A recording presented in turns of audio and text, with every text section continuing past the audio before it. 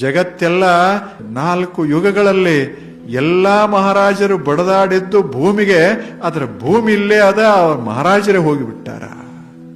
ಯಾರು ಕೂಡ ಹೋಗ್ಯದ, ಆದ್ರೆ ಎಲ್ಲರೂ ಇದಕ್ಕೆ ಬಡದಾಡ್ಯಾರ.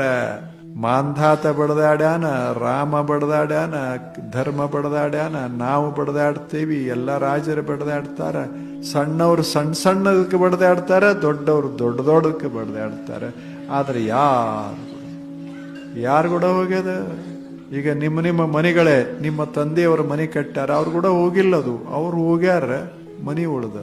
ಮನಿ ಅಂತದ, ನಾವು ಇರ್ತೇವಿ ಮಹಾನುಭಾವ, ನೀವು ಇರೋದು ಹೋಗೋದು ಅಷ್ಟೆ. ನಾವು ಇರೋರು, ಕಾಯಂ ಇರೋರು.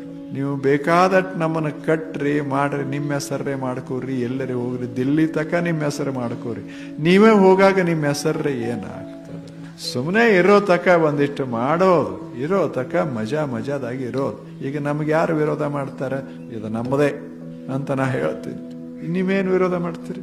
ನೀವು ವಿರೋಧ ಹಿಂಗೆ ಎದ್ದು ಕೇಳುದ್ರಾಗ ಬಿಟ್ಟು ಹೋಗ್ಬಿಡ್ತೀವಿ ಅಷ್ಟೇ. ನೀವೇನು ಏನು ಮಾಡೋರು? ಹೇಗಿರ್ಬೇಕಂದ್ರೆ ತಕರಾರು ಇಲ್ಲದೆ ಇರೋ ತಕ ನಮ್ಮದು ಅನ್ನೋದು. ತಕರಾರು ಆಯ್ತು ಅಂದ್ರೆ ಹೋಗ್ಲಿ ಬಿಡ. ಹೆಂಗ ತಕರಾರು ಅಂದ್ರೆ ಕಾಲದ್ದು, ಕಾಲನೇ ಹಿಂಗ ಬರ್ತದ. ನಾವೇ ಹೊರಟು ಹೋಗುವಾಗ ಈ ಉಳಿದ್ದೇನು ತಗೊಂಡು ಏನು